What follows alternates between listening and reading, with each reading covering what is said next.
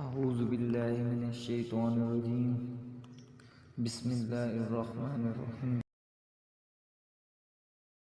ایک درویش کے پاس کچھ دنیا دار آ گئے، دو بندے آ کے کہنے لگے بابا جی یہ جو آپ درویش لوگ علماء صوفیاء اعتراض کرتے ہیں کہ دنیا دار بڑے غلط ہیں، کیا ہمارے اندر کیا غلطی ہے؟ آپ ہمیں حکم کریں، ہم ایک دوسرے سے پیار کرتے ہیں تو آپ ہر وقت تنقید کرتے ہیں کہ دنیا دار ٹھیک نہیں ہوتا، مال کا حریص ٹھیک نہیں ہوتا، لالچی ٹھیک نہیں ہوتا۔ آپ بتائیں کیا مسئلہ ہے؟ درویش بھی تو دنیا داری کرتے ہیں نا، روٹی کھاتے ہیں، اچھے کپڑے پہنتے ہیں، تو ہم کرتے ہیں تو دنیا دار، اور تم کرو تو سمجھ آ رہی ہے کہ نہیں؟ آپ حضرات کو تنقید کی، دو تاجر دنیا دار آئے، تنقید کری، کہ جناب یہ کیا بات ہوئی کہ آپ بھی روٹی کھاتے ہیں ہم بھی کھاتے ہیں، آپ بھی کپڑے پہنتے ہیں ہم بھی پہنتے ہیں، تو ہم کریں تو دنیا دار اور آپ کریں تو دیندار۔ تو حضرت صاحب فرمانے لگے چلو تجربہ نہ کرا دے تھوڑا سا؟ نے کہا جناب کرا دو۔ یہ کچھ زیادہ سیانے بندوں کو جب تک تجربہ نہ ہو تو انہیں بات سمجھ میں بھی نہیں آتی، گفتگو سے نہیں سمجھتے، تجربات سے سمجھتے۔ اور میں تجربہ کرا دے کہ حضور کرا دے، تو حضرت صاحب نے نا ان کے ہاتھ باندھ دیے، یہاں سے لکڑی کے ساتھ نہیں، بازو ٹوٹ جائے تو باندھا کرتے ہیں، تو یہ جوڑ باندھ دیا۔ آپ کو پتا ہے کھانا کھانے کے لیے یہ جوڑ نہ ہو تو روٹی کھائی نہیں جا سکتی۔ اللہ تبارک و تعالیٰ نے انسان کی سہولت کے لیے اسے بڑا ہی خوبصورت پیدا فرمایا ہے۔ تو یہاں نہ باندھ دی پھٹیاں ان کو، دونوں دنیا داروں کو، تو فرمایا جی روٹی کھائے، آپ کا امتحان ہونے لگا ہے۔ تو کہا یہ کون سا مسئلہ ہے؟ یوں کر کے سالن کے ساتھ لگاتے اور یوں اوپر کر کے نہ منہ میں پھینکتے روٹی تو کھا لی پر کپڑے سارے بھر گئے، منہ نہیں بھر گیا۔ حضرت فرمانے لگے جاؤ اندر سے دو درویشوں کو بھی بلاؤ۔ ان دو درویشوں کو بھی بلایا جو تربیت لینے آتے تھے، سالک تھے، حضرت ان کی تربیت فرما رہے تھے، ان کو بلایا۔ ان کے ہاتھوں کے ساتھ بھی اسی طرح پھٹیاں باندھ دی۔ آپ میری طرف توجہ رکھیں، ان کے ہاتھوں کے ساتھ بھی نہ اسی طرح پھٹیاں باندھ دی اور فرمایا بھئی یہ سالن ہے شوربے والا، روٹی کھا لو۔ انہوں نے کہا حضور کھا لیتے ہیں۔ فرمایا بندے ہاتھوں سے کھانی ہے۔ کہا حضور کوئی مسئلہ ہی نہیں۔ دو بندے جب سامنے بٹھائے نا، وہ درویش تھے، انہوں نے کیا کیا کہ ایک دوسرے کے منہ میں لقمے ڈالنے شروع کر دیے۔ انہوں نے نا ایک دوسرے کے منہ میں روٹی کے لقمے ڈالنے شروع کر دیے، اس کا بھی پیٹ بھر گیا اور اس کا بھی پیٹ بھر گیا۔ تو حضرت فرمانے لگے یہ درویش اور دنیا دار کے کھانے کا طریقہ ہے، پیٹ ہمارا بھی بھر گیا ہے پر کپڑے بھی بچ گئے ہیں، پیٹ تمہارا بھی بھرا ہے پر کپڑے بچے بے قدرہ کچھ قدر نہ جاتی، کیتی خوب تسلی ہوں، یہ دنیا دار پجاری زردے کتیاں دے گل ٹلی۔ حضور علیہ الصلوۃ والسلام نے فرمایا کہ دنیا مردار ہے اور طلب کرنے والا کتا ہے۔ اتنے سخت لفظ بیان کیے۔ روٹی تو کھا ہی لی ہے ان دونوں نے بھی، لیکن تھوڑا سا نا اپنی ذات سے اٹھ کر سوچا ہے کہ کوئی حرج نہیں، دوسرے کے منہ میں لقمہ ڈالیں گے تو اللہ فضل فرمائے گا۔ ایک دوسرے کے منہ میں ڈالتے رہے تو روٹی بھی کھا لی اور کپڑے بھی۔ روٹی تم نے بھی کھائی ہے پر تمہارے کپڑے بچے۔ آج بڑی دنیا روٹی کھاتی ہے پر کپڑے بچتے، کبھی کوئی دھبا لگتا ہے، کبھی کوئی دھبا لگتا ہے، کبھی حرام کا، کبھی نجائز کا، کبھی چوری کا، کبھی ڈکیتی کا۔ روٹی کھاؤ پر دھبے تو نہ لگاؤ۔ دامان توکل کی یہ خوبی ہے کہ اس پر پیوند لگے ہوتے پر دھبے نہیں ہوتے۔ بھائی جب آپ دوسرے کے منہ میں لقمہ ڈالنے کا پروگرام بناتے ہیں تو پیٹ تو اللہ بھاری دیتا ہے، پر پھر اللہ آپ کے کپڑوں کو بڑی سفیدی عطا کرتا ہے، روشنی ملتی ہے۔ مزاج نہیں رہ گیا دوسرے کے منہ میں لقمہ ڈالنے۔ اب تو ایسی ہوا چلی ہے کہ ہر شخص سوچتا ہے تمام شہر جلے، بس ایک میرا گھر نہ جلے، تمام شہر جلے، ادھر والے بھی مر جائیں ادھر والے بھی، اور سویرے سارے شہر پہ میرا ہی قبضہ ہو جائے۔ مولانا محمد بخش مسلم رحمت اللہ علیہ لکھتے ہیں کہ اقبال نے نا لاہور کے ایک حلقے سے کاغذات جمع کرائے، تو کانگریس والوں نے اقبال کے، کوئی بھی برادری چھوٹی نہیں ہوتی، پر ہندو اپنی برادری میں جس کو چوڑا کہتے تھے نا، اس کو اقبال کے مقابلے میں الیکشن پہ کھڑا کر دیا۔ اقبال نے آج کاغذ جمع کرائے تو اگلے دن وہ بندہ جمع کرا کے آئے تو تیسرے دن علامہ اقبال کاغذ واپس لے آئے۔ کہا یہ کیا بات ہوئی؟ تو کہنے لگے یار دشمن بھی تو کوئی پائے کا ہونا چاہیے نا، اب مطلب کس سے مقابلہ کروں؟ اس بندے کے ساتھ الیکشن لڑوں؟ میرا کوئی معیار تو نہیں نا کہ میں اس کے مقابلے میں الیکشن لڑوں۔ لوگوں نے بڑا مجبور کیا کہ اقبال وہ ہندو پراپوگنڈا کر رہے ہیں، کانگریس شور کر رہی ہے کہ اقبال ڈر گیا۔ کہنے لگے میں بالکل ڈر گیا ہوں۔ مطلب بندہ بھی تو کوئی کام کا ہونا چاہیے نا، دشمن بھی تو کوئی چج کا ہونا کہ بندہ اس کا مقابلہ کرے۔ یہ ہمارے کئی سنگی لے آتے کہتے ہیں یہ کلپ سنیں جی فلانا بندہ اعتراض کر رہا ہے فلاں دین کی بات پر، تو میں نے کہا ہر ایک کا ہم جواب دیں گے، ہر ایک کا کوئی بندہ معیاری ہونا، کوئی ٹھوس بات کرے، کوئی دلیل ہو، اس کا جواب دیں گے. اس کا جواب دے کے تو اسے اہم کرنے والی بات ہے. یہ تو اہم ہو جائے گا اگر اس کا جواب دیا، تو ہم اسے اہم نہیں کرنا چاہتے. معیاری ہونا چاہیے انسان کو. اتنی کمزور. وہ محمود غزنوی کے زمانے میں نا ایک چھوٹے سے آدمی نے اٹھ کے، جس کے ایک چھوٹی سی ریاست کا وہ سربراہ تھا، تو اس نے اٹھ کے کہا کہ میں نے محمود غزنوی سے لڑائی کرنی ہے. تو محمود کا نا ایک وزیر پیغام لے کے آیا کہ وہ فلانے چھوٹی سی ریاست ہے ہندوؤں کی، وہ کہتے ہیں محمود غزنوی سے جنگ کرنی ہے. سمجھ آ رہی ہے نا میری بات کی آپ حضرت؟ تو وہ آپ تیاری کر لیں. تو محمود کہنے لگا میرا دل کرتا ہے کہ تجھے باندھ کے نا اندر تو کوڑے ماروں. اب میں اس پاگل سے جنگ کروں گا؟ محمود کا مقابلہ کرنا ہے تو ہندو کو تگڑا بندہ لے کے آئے، کوئی معیاری آدمی لائے. معیاری، اس کا کوئی معیار ہو، کوئی سٹیٹس ہو. یعنی اتنی چھوٹی بات کرنا کہ میں تو دوستی کر لیتا ہوں، گدھے سے بھی مجھے کام پڑ جائے. گدھے نے گدھا ہی رہنا ہے. گدھے سے جس کو کام پڑے اب اس کو کیا کہا جائے؟ تو اتنا مطلب کچا. اور یہ بڑے بڑے سیانے تاجروں میں جملہ بولا جاتا ہے اور بچوں کو پڑھایا جاتا ہے کہ وہ کام نکالو اپنا. بھائی ہم نہیں اپنا کام نکالیں گے، معیار قائم رکھیں گے. معیار اصل ہے. آپ کبھی بھی اونچے معیار کی بات کریں، چھوٹی بات کبھی بھی نہ کریں. قربانی جو ہوتی ہے نا، اثار، یہ آدمی کا قد بڑا کرتا ہے. امام غزالی رحمت اللہ علیہ فرماتے ہیں جس بندے کا رونے کا پروگرام بن جاتا ہے نا، ساری زندگی اور روتا ہی رہتا ہے. کیونکہ حضور علیہ السلام نے فرمایا کہ اللہ بندے کے گمان کے قریب ہوتا ہے. تو فرمایا جس کا ارادہ بن جائے نا، یا اللہ مجھے دے، میں تیری مخلوق میں بانٹوں گا، تو اللہ اسے اتنا دیتا ہے کہ اسے بانٹنے والا بنا دیتا ہے. تھوڑا معیار تو بلند کرے نا سوچ کا. امام غزالی نے لکھا ہے کہ سیدہ عائشہ صدیقہ رضی اللہ تعالیٰ عنہا سے لوگوں نے کہا کہ اماں جی سمجھ نہیں آئی کہ کائنات کے مالک و مختار کے گھر میں بھی مہینہ مہینہ چولہا نہیں جلتا تھا. حضور کے صحابہ تو ایک اشارے پر سارا مال لے کے پہنچ جاتے تھے اور مہینہ مہینہ چولہا نہیں جلا، کھجور پانی پہ گزارا. جناب عائشہ فرمانے لگی یہ مسئلہ نہیں تھا کہ آتا کچھ نہیں تھا، مسئلہ یہ تھا کہ جو آتا تھا نا شام سے پہلے پہلے میرے نبی کریم بانٹ دیا کرتے. ہمارے اثار کرنے کی وجہ سے غربت تھی، اثار کی وجہ سے، قربانی دینے کی وجہ سے، دوسروں کا بھلا سوچنے کی وجہ سے، دوسروں کا معیار. حضرت خواجہ نظام الدین محبوب الہی رحمت اللہ تعالی علیہ کے مریدوں میں نا بہت بڑا نام ہے حضرت امیر خسرو کا. سنا ہے آپ نے ماشاءاللہ؟ چلو اللہ کرے، دعا دیتا ہوں اللہ کرے آپ درویشوں کے نام یاد رکھنے شروع کریں. آمین تو کہہ دیں. آپ کہتے ہیں سنا ہی نہیں، ہاں ہی نہیں کرتے، اللہ جانتا ہے. نام سنا ہے نا حضرت امیر خسرو کا؟ اتنا بڑا شخص ہے، اتنا بڑا شخص.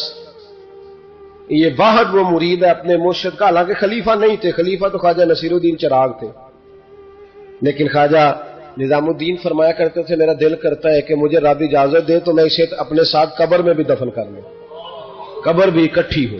ایسا معیار تھا. بس ہوتے ہیں نا کچھ لوگ مثل تعویذ ہوتے ہیں، کچھ لوگ وہ جب بھی ملتے ہیں شفا ہوتی ہے. ہوتے اب کیا کیا جائے، کچھ لوگوں کی ادائیں ہوتی ہیں، وہ بڑا کچھ نچھاور کرتے ہیں. حضرت امیر خسرو رحمت اللہ تعالی علیہ بڑا قرب تھا حضرت کا، بڑا قرب تھا. بادشاہ کے وزیر تھے پر ڈیوٹی پوری کرتے تھے.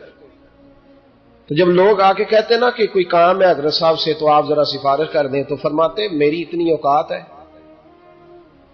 کہ میری اوقات ہی نہیں میں اور ان کے سامنے بات کروں. جاؤ وہ خواجہ نصیر الدین چراغ دہلوی بیٹھے ہیں، ان سے کہو وہ بات کریں، وہ فلاں بزرگ بیٹھے. ساری زندگی اپنی نفی کرتے رہے. کسی جگہ بھی یہ معیار نہیں بنایا کہ میں بھی ہوں، میرا بھی کوئی ذکر ہے.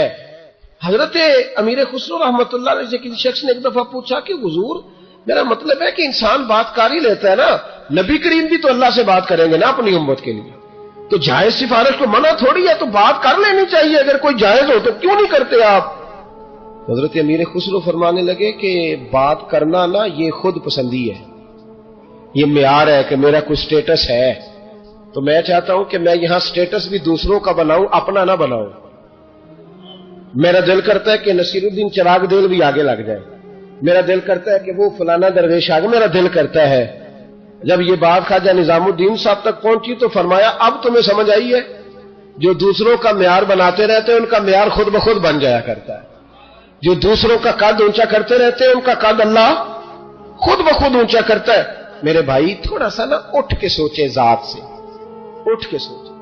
سنیں بڑی پیاری حدیث، بڑی خوبصورت حدیث کنزُ المال میں دیگر کتب احادیث میں ہے. حضرت ابو ہریرہ رضی اللہ تعالیٰ عنہ فرماتے ایک بابا جی نبی پاک کی بارگاہ میں آئے اور جب وہ واپس جانے لگے تو میں نے عمر پوچھی تو عمر تھی 96 سال. کہتے ہیں بزرگ جب آئے نا تو یہ بھویں جو ہے نا ان کی سفید ہو کے تو یوں آنکھوں پہ آ گئی. بڑی چھڑی بابا جی نے پکڑی ہوئی اور دونوں ہاتھ پکڑ کے نا چھڑی کے اوپر جھکے ہوئے ہیں ایک جانب. قربان جاؤں کہتے ہیں جب وہ بزرگ مسجد میں داخل ہوئے تو میرے رسول نے کھڑے ہو کے استقبال فرمایا. کھڑے ہو اور نبی کریم صلی اللہ علیہ وسلم نے آگے بڑھ کے بابا جی کو بازو سے پکڑا اور بٹھایا. حضور بیٹھ گئے. کہا بزرگوں کیسے آئے ہو؟ تو کہتے ہیں وہ بابا جی بات کرتے تو آنکھ کھول کے پہلے حضور کا چہرہ دیکھتے, پھر وہ بات کرتے تو ان کے لب و لہجے کے اندر بڑی پریشانی, بڑی تکلیف, بڑی مایوسی. عرض کرنے لگے یا رسول اللہ حضور زندگی ساری گناہوں میں بیت گئی ہے, حضور غلطیاں ہی غلطیاں, یاد ماضی عذاب ہے, یا رب چھین لے مجھ سے حافظہ میرا. اے اللہ کے رسول بڑی لمبی فہرست ہے, پاپ ہی پاپ ہے, کالے سیاہ دفتر ہے. یا رسول اللہ صلی اللہ علیہ وسلم جب پلٹ کے دیکھتا ہوں حضور مجھے نیکی دکھائی نہیں دیتی. حضور اس عمر میں آپ کا ایک صحابی ملا ہے, اس نے بات سمجھائی ہے تو تھوڑا خیال آیا ہے, لیکن یا رسول اللہ صلی اللہ علیہ وسلم اب میرا وجود بیکار ہو گیا ہے, حضور بوڑھا ہو گیا. 3 باتیں کہیں بزرگوں نے اور نرالی کہیں. کہنے لگے یا رسول اللہ صلی اللہ علیہ وسلم حضور اب تو میری کمر بھی سیدھی نہیں ہوتی کہ میں نماز ہی صحیح ادا کر سکوں, بوڑھا ہو گیا. یا رسول اللہ صلی اللہ علیہ وسلم اب میرے اندر طاقت نہیں کہ میں محنت مزدوری کر کے صدقے اور خیرات دے سکوں. یا رسول اللہ صلی اللہ علیہ وسلم اب میں تلوار لے کے جہاد بھی نہیں کر سکتا. حضور نہ میں لمبی نمازیں پڑھ سکتا ہوں, آقا نہ میں صدقات و خیرات دے سکتا ہوں, محبوبہ نہ میں دین کے لیے کوئی جہاد کر سکتا ہوں. بیکار وجود ہے, بیکار وجود کو تو گھر والے برداشت نہیں کرتے, بچے دعا کرتے ہیں یا اللہ ابا جی کو پردہ دے دے, اماں کو پردہ دے دے. بیکار ہو گیا ہوں اور آج آیا ہوں تو مجھ بیکار کو میرا رب قبول کر لے گا. آج کلمہ پڑھوں تو بیکار ہوں, کسی کام کا نہیں, نہ نماز نہ صدقات نہ جہاد, قبول کر لے گا. حضرت ابو ہریرہ فرماتے ہیں جیسے برسات میں بارش کی جھڑی لگتی ہے یوں مصطفیٰ کی آنکھوں سے جھڑی لگ گئی. حضور کھل کے روئے, کھل کے. اور میرے حبیب پاک نے فرمایا بزرگوں بڑے مجاہد ہیں, دین کے لیے جہاد کرنے والے بڑے ہیں, رب کریم کو آپ کی تلوار کی اتنی حاجت نہیں. اور فرمایا اس کے خزانے کوئی خالی تو نہیں کہ آپ ہی گویا صدقہ دیں گے تو بھرے جائیں گے. اور فرمایا پھر رب کریم کی شان میں اضافہ نہیں کرتی عبادتیں, وہ تو بندے کو نفع دیتی ہیں. میں بزرگوں نہ آپ جہاد کریں نہ آپ صدقات دے, لا لمبی نمازیں پڑھیں, آپ صدق دل سے آ جائیں. اللہ کے رسول کا وعدہ ہے رب آپ کو بغیر حساب کتاب جنت عطا فرما دے گا. آنا تو شرط ہے کہ نہیں, آئیں تو صحیح, نہ پہنچے تو صحیح, آ جائیں. اس کو نہیں عادت صدقات و خیرات کی, جہاد کی, تبلیغ, آئیں تو صحیح. نہ ان العبد اذا تعرفا ثم تاب تاب اللہ علیہ. میرے حبیب نے فرمایا بندہ جب رو کے کہتا ہے نا یا اللہ غلطی ہو گئی معاف کر دے, فرمایا میرا مالک اسے فوراً ہی معاف فرما دیتا ہے. تو آ تو صحیح, تو آتا ہی نہیں, تو آ ہی نہیں رہا, تو گھر میں بیٹھا ہوا ہے, تو سویا ہوا ہے, تو دکانداری کر رہا ہے, تو پیسے گن رہا ہے, تو آیا ہی نہیں, آ تو صحیح. بلکہ میرے نبی پاک فرماتے ہیں جب اللہ پاک کا بھاگا ہوا غلام آتا پھر تو اللہ زیادہ راضی ہوتا ہے, پھر تو اللہ زیادہ راضی ہوتا ہے, زیادہ راضی ہوتا ہے. تو آ تو صحیح, پہنچ تو صحیح.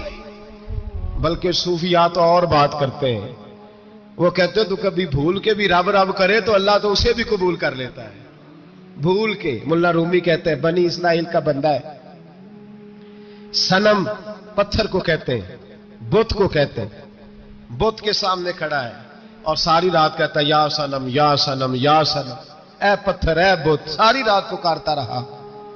رات گہری ہو گئی, نیند کا غلبہ, تھک گیا, سونے کے قریب آیا تو غلطی سے منہ سے نکل گیا یا صمد, یا صنم کی جگہ نکل گیا. رب کریم نے فرمایا جبریل دوڑ کے جا, جو مانگتا ہے اسے دے دے.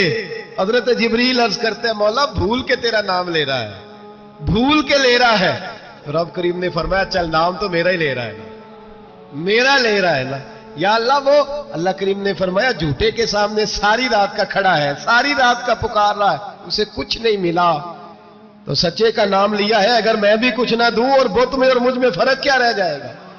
جا جو مانگتا ہے جھولی بھر کے دے، نام تو لیا ہے نا.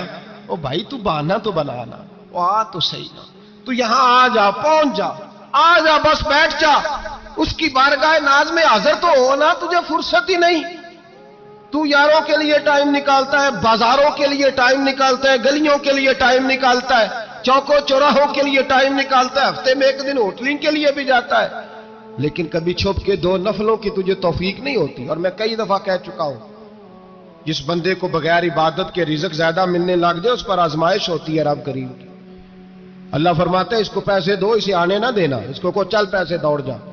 لوگ سمجھتے ہیں میں بڑا ذہین ہوں، عقل مند ہوں، دیکھو میں اپنی ہوشیاری سے، چلاکی سے آگے نکل گیا. تو آزمائش ہے، یہ تو آزمائش ہے رب کریم کی طرف سے، یہ تو اس کی خفیہ تدبیر ہے. میرے بھائی اس کی بارگاہ ناز تک جو آ گیا، آنا تو ہماری ذمہ داری ہے کہ نہیں؟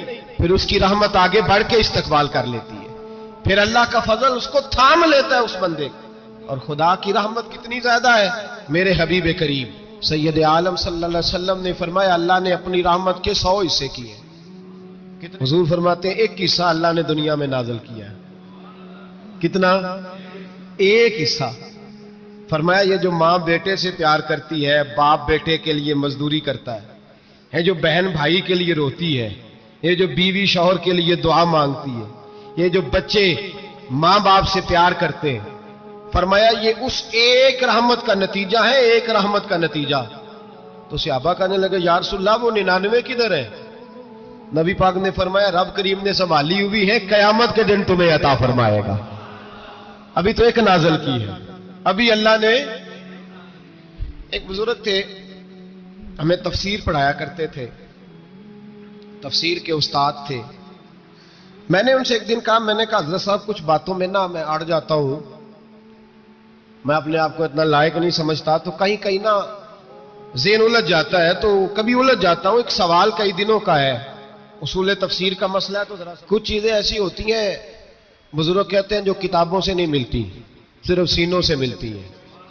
کورس تو فقط لفظ ہی سکھاتے ہیں، یہ آدمی ہے جو آدمی بناتے. میں نے کہا صاحب یہ سمجھ نہیں آئی کہ یہاں بھی حساب وہاں بھی حساب. کہنے لگے جی کس طرح؟ میں نے کہا جی یہاں قبر میں بھی سوالوں کے جواب اور پھر قیامت میں بھی. مجھے کہنے لگے جاؤ امام راضی کی تفسیر اٹھا کے لاؤ. میں تفسیر ان کے سامنے لا کے رکھی تو کہنے لگے یہ سیدنا یوسف علیہ السلام کا واقعہ ذرا دیکھو تفسیر یوسف میں. اس میں ایک عجیب بات لکھی ہے. حضرت یوسف علیہ السلام کے زمانے میں قحط ہو گیا، تو جناب یوسف علیہ السلام نے، کیونکہ آپ اللہ کے نبی سے پہلے سے جان گئے قحط ہوگا، تو حضرت یوسف نے گندم پہلے سٹاک کر لی تھی بہت زیادہ. باقی علاقوں میں جب قحط پڑا نا، اب سب لوگوں نے مصر کی طرف رجحان کیا گندم لینے کے لیے. تو حضرت یوسف علیہ السلام نے نا شہر کے دروازے پر بندے کھڑے کر دیے. فرمایا جو بندہ آئے نا اس سے 2 سوال پوچھنا. جو آئیں گے لوگ گندم خریدنے، جو آئے 2 سوال پوچھنا. ایک پوچھنا کہاں سے آیا ہے، اور ایک پوچھنا لے کے کیا آیا ہے. ایک پوچھنا، سمجھ آ رہی ہے بات کی، اور دوسرا پوچھنا کہ لے کے سونا لے کے آیا ہے، چاندی گندم خریدنی ہے تو کیا چیز لے کے آیا ہے، کہ نگد پیسے لایا ہے، یہ پوچھ لینا. جو آئے 2 باتیں پوچھنا. ایک پوچھنا کہاں سے آیا ہے اور دوسرا پوچھنا کیا. ایک روایت میں 3 سوال بھی ہیں، لیکن فرمایا پوچھنا 2 سوال ضرور. انتظار تھا نا بھائیوں کا کنان سے آنے والوں کا. فرمانے لگے سب سے 2 سوال پوچھنا. جب کنان والے آئے نا ان سے صرف اتنا پوچھ لینا کہ وہ کہاں سے آئے ہیں. اگر پوچھے نا کنان سے آئے ہیں تو پھر یہ نہ پوچھنا کیا لے کے آئے ہیں، پھر میں جیب خود ٹٹول لوں گا وہ کیا لے کے آئے. باقیوں سے 2 سوال. جب میرے بھائی آئے نا، بھائی بھائیاں دے ویری ہوندے تے بھائی بھائیاں دیا باواں. جب میرے بھائی آئے تو ان سے یہ نہیں پوچھنا کہ وہ کیا، بس یہ پوچھنا کہ کہاں سے. اتنی بات پوچھنا، باقی میں پوچھ لوں گا. آپ فرمانے لگے رب بھی فرشتوں سے کہتا ہے تم قبر میں نا میرے بندوں سے زیادہ سوال نہ کرنا، بس یہ پوچھ لینا مجھے مانتے ہیں، میرے نبی کو مانتے. قبر میں تم اتنے سوال پوچھ لینا، باقی لے کے کیا ہے وہ میں خود ہی پوچھ لوں گا۔ فرشتوں کے سامنے رب کریم اپنے بندے کو بے آبرو کرنا، بس تو یہ بتا دے اللہ رسول کو مانتا ہے کہ نہیں، باقی جو تیرا حساب کتاب ہے نا، اللہ فرماتے ہیں میں قیامت